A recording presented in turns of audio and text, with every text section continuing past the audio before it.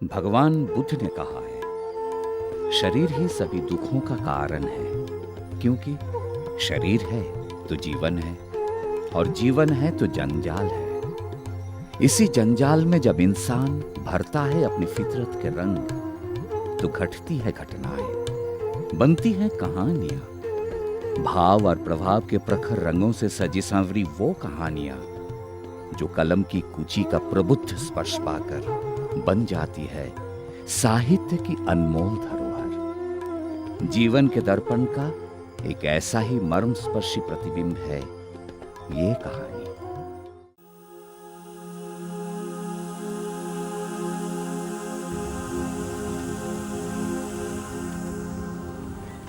ये शहर भी काफी बदल गया है ना।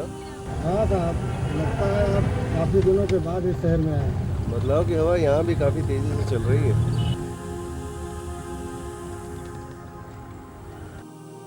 पता नहीं कैसी होगी मुराद मंजिल। ये लो साहब, आपकी आ गई मुराद मंजिल। मुराद मंजिल सन 1916 में बनी यह हवेली हमेशा मुझे किसी विशाल जहाज की तरह लगती है। इस हवेली के बड़े बेटे जफर साहब, दूसरे असदुल्ला साहब और सबसे छोटे रफत भाई, कैसे होंगे ये सब लोग। देखते देखते 20 साल गुजर गए। कितना खुशहाल था मेरा यहाँ बीता हुआ बचपन।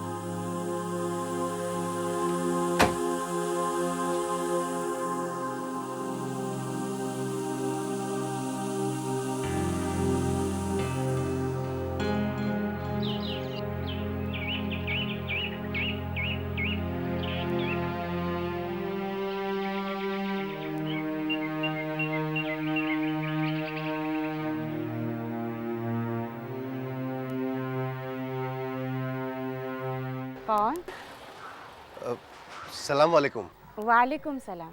मैं दिल्ली से रफत मियाँ से मिलना था। रफत मियाँ उस तरफ है। जी शुक्रिया।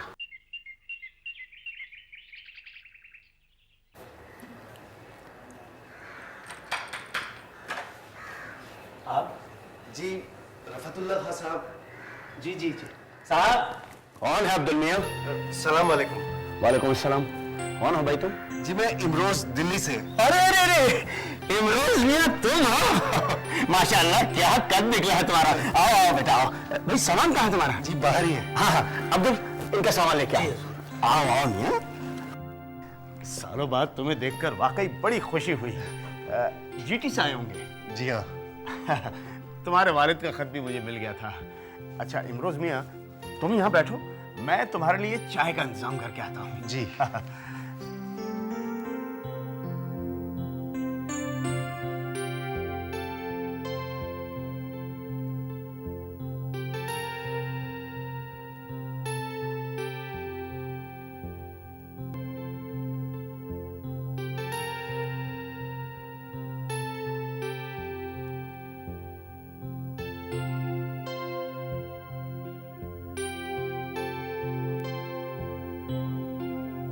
डॉकयार्ड में खड़ी किसी पुराने जहाज के मानिंद दिख रही है मुराद मंजिल। हाँ, आप बताओ इमरोज मियां, भाई यहाँ तक आने में कोई तकलीफ तो नहीं हुई? जी नहीं, कोई परेशानी नहीं हुई। भाई अगर तुमने पहले बता दिया होता तो हम स्टेशन पर गाड़ी भेज देते। वैसे मुराद मंजिल तो तुम्हारी देखी हुई है ना? जी हाँ, लेकिन उस वक्त मैं काफी छोटा था और अब देख रहा हूँ तो काफी बदल गई है मुराद मंजिल। हाँ, बहुत पुरानी बात है। अब तुम्हारे अब्बा दिल्ली चले गए थे, उस वक्त तुम बामुश्किल 8-10 साल के रहे होंगे, नहीं? जी। ये लो चाय आ गई। आओ बेगम आओ। जी। भाई इमरोज मियां, ये आपकी भाभी हैं। सलाम वालेकुम। वालेकुम अस्सलाम। अरे बैठिए, चाय पीजिए, तब तक मैं आपका कमरा सफाई करवा देती हूँ। जी शुक्रिया। अब्दुल। भाई तुम तो तालीम के लिए बिलाद गए थे ना? जी हाँ, लंदन गया था इंजीनियरिंग के लिए। हाँ हाँ, काफी दिन रहे होंगे वहाँ। तकरीबन 2 साल। अभी पिछले महीने ही तो लौटा हूँ। बड़ी अच्छी बात है। आजकल तो तालीम और काबिलियत ही काम आती है। यहाँ HIL में नौकरी लगी है ना? जी। हाँ। अच्छा इमरोज मियाँ, तुम थोड़ी देर यहीं आराम फरमाओ, मैं देखता हूँ तुम्हारे कमरे की सफाई हुई है नहीं। जी दुरुस्त। मैं अभी आया।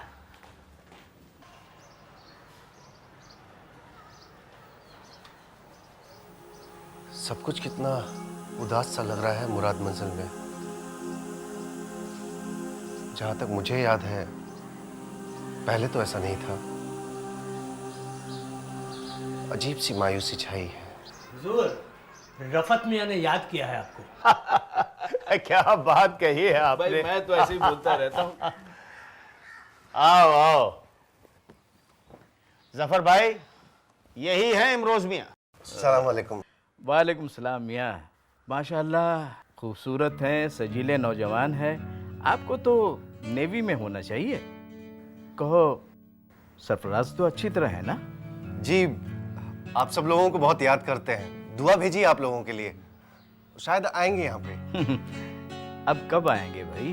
वैसे उन्हें यहाँ आना चाहिए, बहुत वक्त हो गया उन्हें ये शहर छोड़े हुए। सरफराज मियाँ हमारे अब्बू मरहूम के यहाँ मुलाजमा ज़रूर करते थे, मगर वो हमेशा उन्हें अपने बेटे की तरह समझते थे। जी, अब्बू भी आप सब लोगों को और इस हवेली को बहुत याद करते हैं। भाई अब तो इस हवेली की आबो हवा ही बदल गई। असदुल्ला भाई अब रहे नहीं और उन्हें नशे की लत पड़ गई थी। अल्लाह माफ़ करे, इसी हालत में उनकी मौत भी हो गई। जीते जी तो उन्होंने अपनी सारी दौलत उड़ा दी। यही नहीं बल्कि भारी कर्जा भी छोड़ गए। अब बेचारी अरमाना है, वो अपनी 2 बेटियों के साथ यहाँ रह रही है। पिछले हिस्से में काफ़ी हिस्सा किराए पे गया हुआ है, उसी से किसी तरह चल रहा है सब कुछ। इमरोज मियां, ये हमारी भाभी जान है। जीते रहो बेटा। और ये इनकी छोटी बेटियां हैं फरियाल, और इनकी बड़ी बेटियां गजाला कहीं काम से बाहर गई है। मुझे तो यकीन ही नहीं हो रहा है कि तुम इतने बड़े हो गए हो। अरे जब मैं तुमको पहले देखी थी तुम बहुत छोटे थे और बहुत शरीर भी। तुम और गजाला मिलके क्या आफत कर दिया करते थे। जहन में बहुत धुंधली सी याद है। गजाला शायद गोल मटोल सी लड़की। वो गोल मटोल अब बहुत बड़ी हो गई है और नौकरी भी करती है। अच्छा, गजाला।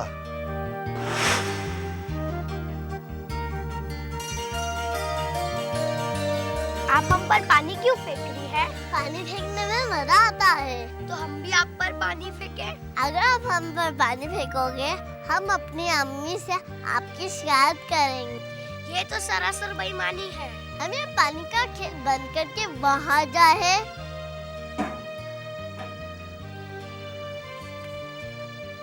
आओ इमरोज, बैठो।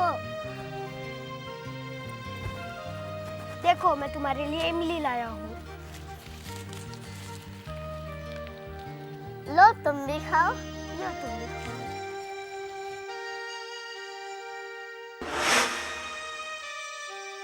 कहाँ खो गए हो बेटा? जी, मैं जरा पुरानी यादों में खो गया था। आज बहुत लेट हो गया, गजाला अभी तक आई नहीं। कहाँ रुक गई होगी?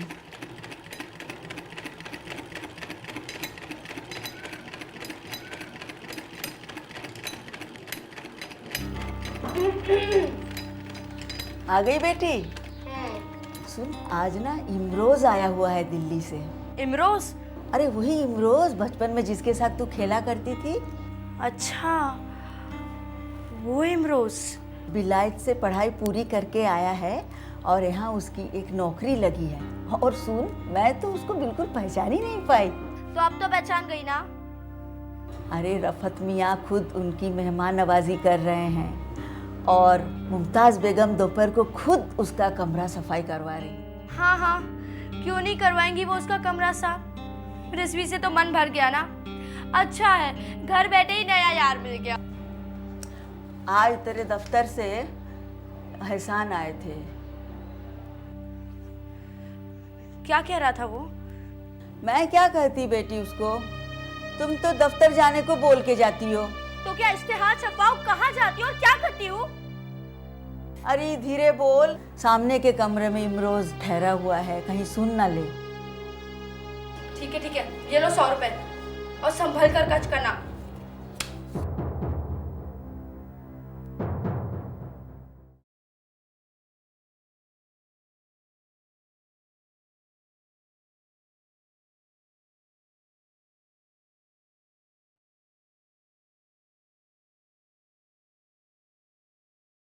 सलाम वालेकुम। तस्लीम, मैं गजाला हूँ। बैठो ना। हाँ बैठो ना। हाँ। कल रात ही अम्मी से पता चला तुम आए हो। हाँ कल ही आया। मुझे भी पता चला कि तुम कहीं बाहर गई हुई थी। हाँ वो तो तुम आज से ज्वाइन कर रहे हो है ना? हाँ आज ही ज्वाइन कर रहा हूँ। दिल्ली में सब ठीक है ना? सब अल्लाह का फजल है। अम्मी तुम्हें बहुत याद करती हैं। अच्छा। तुम ठीक हो? हम बहुत छोटे थे ना जब इस हवेली में खेला करते थे। मैं तुम्हें इमली ला कर देता था, याद है तुम्हें? बच्चों को एक दूसरे के पास रहने की सुविधा होती है। मैं समझा नहीं। मैं चलती हूँ। फिर मिलना होगा।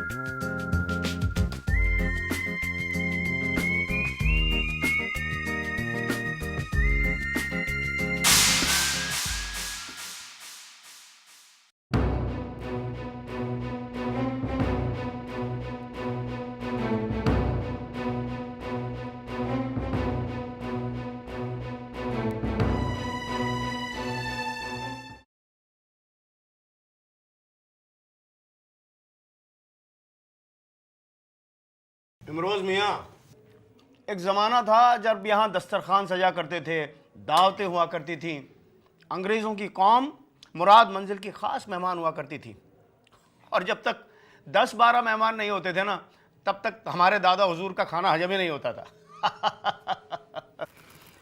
भाई उन दिनों का आलम तो तसव्वुरात में रह गया है। खाना नहीं अच्छा बना क्या? नहीं भाभी जान, खाना बहुत अच्छा है। इमरोज मियाँ, तुमने बाहर वो बड़ा शीशा लगा हुआ देखा है? जी देखा है। उस शीशे की भी एक अजब कहानी है। हमारे दादा हुजूर बहुत ही रंगीन किस्म के इंसान थे। उस शीशे को उन्होंने अपने जमाने में ऐसी जगह लगाया हुआ था जहां से आप अंदर से तो सारा बाहर का देख सकते हैं, लेकिन बाहर से कोई भी अंदर का कुछ नहीं देख सकता था। भाई इस मामले में मैं तो कुछ नहीं बोलूंगा। आओ वलीमा भी आओ।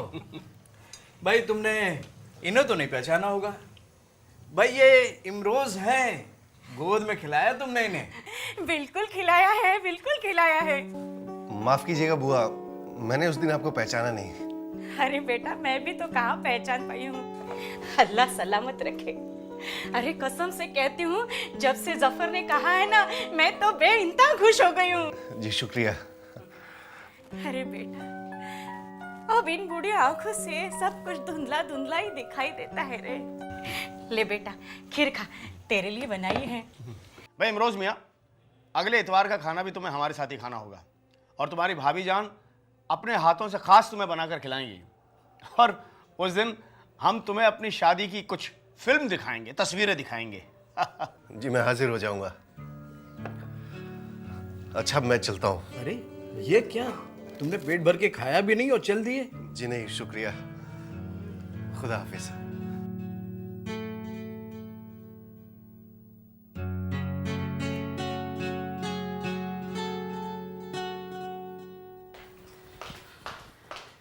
खुदा कसम मियां, अब मेरा मुंह मत खुलवाओ। सिर्फ इमरोज की वजह से चुप हूं मैं। अब मैं तुमसे क्या कहूं बेगम? तुम्हें जो कहना है ना, वो तुम कह लो। बड़े मर्द बने फिरते हो, जायदाद तक तो संभाल कर रखी नहीं गई तुमसे। दुनिया थूकती है तुम पर। ये तो मैं ही थी जो सारी जायदाद अपने नाम करवा ली, वरना मियां सड़कों पर ठोकर खाते फिरते। अब मेरी मानो ना, तो तुम्हारे शान के सामान जो गाड़ी गराज में खड़ी है, उसे बेच दो, कुछ तो पैसे आएंगे। ए बाबा, कौन खरीदेगा उस सफेद हाथी को? मुझे पता था तुमसे इतना भी नहीं होगा। अच्छा खुदा के लिए तुम चुप हो जाओ, चुप हो जाओ। मैं कोशिश करता हूँ कोई इसका खरीदार मिलता है तो। हो गया यहाँ पर।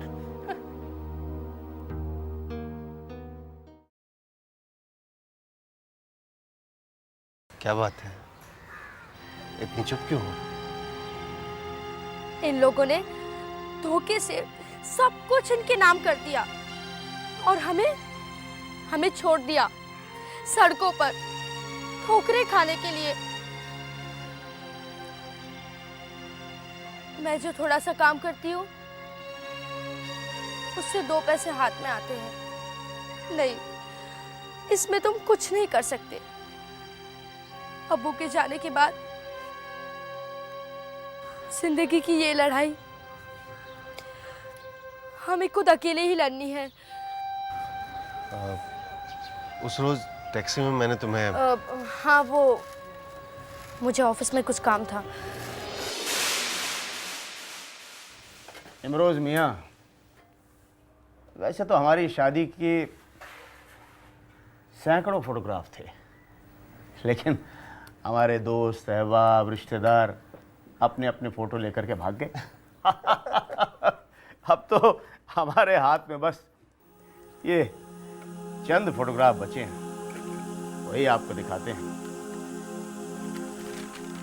ये देखिए जनाब, ये हैं हमारे भाईजान असद भाई। ये लो पान। जी शुक्रिया। अरे बेगम, आप वहाँ कहाँ बैठी हैं? यहाँ हमारे पास आके बैठिए, आप नहीं देखेंगे ये सब? जी शुक्रिया, मुझे यहाँ से सब कुछ ठीक दिखाई दे रहा है। चलिए, जैसी आपकी मर्जी। ये देखिए, देख रहे हैं कौन है ये है जफर भाई। कितने जवान जहान लग रहे हैं? और उनके पीछे खड़े हैं हमारे अब्बा हुजूर। यार रुबाब था इनका। और ये हैं रामपुर के नवाब, बड़ा दबदबा था उस जमाने में इनका। और ये जो अंग्रेज देख रहे हैं आप, ये है सर रॉबर्ट। अब हुजूर आप दिल थाम के बैठिए, ये देखिए, ये हैं हमारी बेगम। अरे भाभी जान तो आज भी उतनी ही खूबसूरत है। पर कोई तो बात है, जॉब नहीं रही। अच्छा तो फिर मैं चलता हूँ, काफी देर हो गई है। नेहा, एक बात तो बताओ, यहाँ तुम खुश तो हो ना? यहाँ किसी बात की तकलीफ तो नहीं? नहीं नहीं, मन तो खूब लग रहा है। बस एक समस्या है। क्या समस्या है भाई? कोई परेशानी तो नहीं है? हमसे कोई गुस्ताखी तो नहीं हुई? नहीं नहीं, ऐसी कोई बात नहीं है। दरअसल कंपनी की तरफ से मुझे फ्लैट मिल गया है, तो एक आध रोज में मुझे। इमरोज मियाँ, ये तुम्हारा अपना घर है, यहाँ तुम जब चाहो आ सकते हो, कोई तकल्लुफ मत करना। जी, खुदा हाफिज। खुदा हाफिज। खुदा हाफिज। खुदा हाफिज।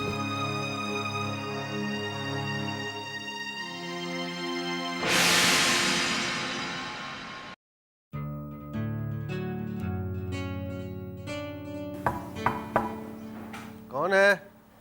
दरवाजा खुला है, अंदर आ जाइए। हुजूर, रफत साहब ने आपको याद किया है। उनसे कहिए मैं अभी आता हूँ। जी हुजूर।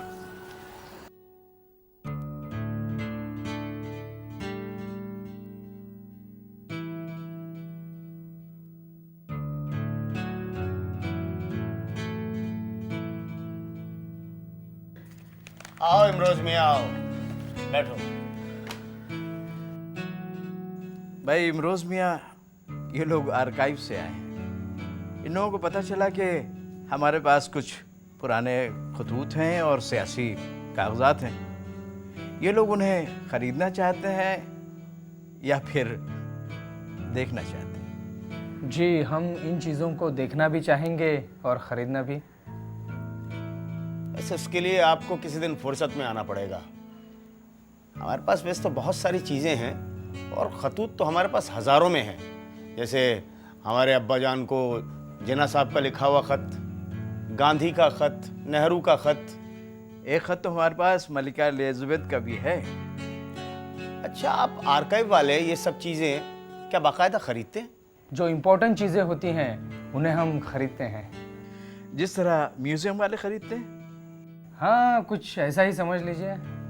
दरअसल म्यूजियम वाले पैसा बहुत ज़्यादा देते हैं। वो चीज़ें भी वैसी ही होती हैं जैसे कि पेंटिंग्स वगैरह। लेकिन हम उतनी कीमत नहीं दे सकते।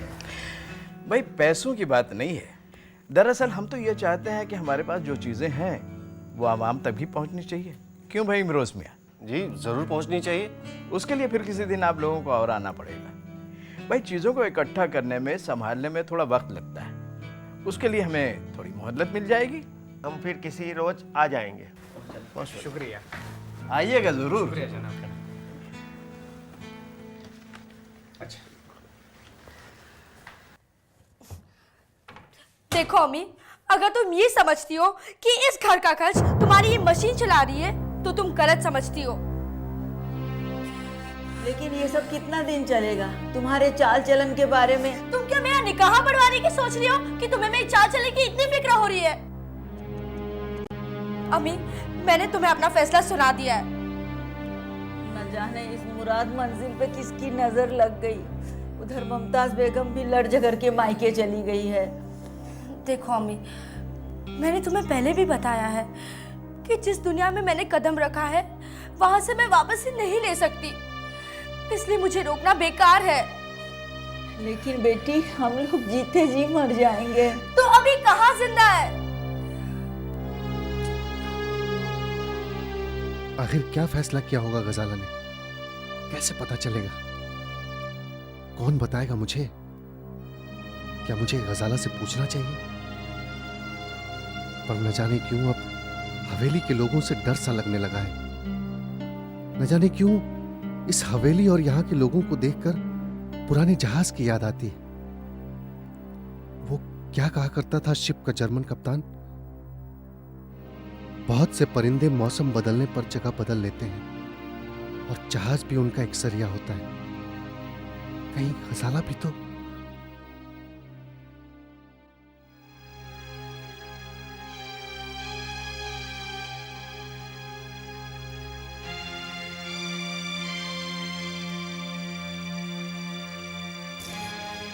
अरे, तुम लोग रो क्यों रहे हो? ये, चुप कर, चुप। अस्सलाम वालेकुम। वालेकुम अस्सलाम। अच्छा हुआ तुम आ गए, जाने वालों को मुलाकात का मौका मिल गया। ये क्या, कोई कहीं जा रहा है? गजाला जा रही है। लेकिन कहाँ? मुंबई। अभी नहीं, अभी नहीं, अभी नहीं, अभी आप बस तू रो क्यों रही है? चुप चुप कर।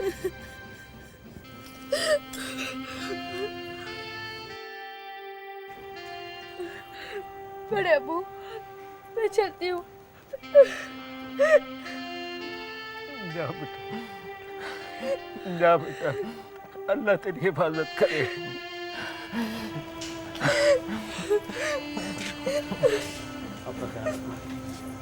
हमारी जरूरत पड़ेगी।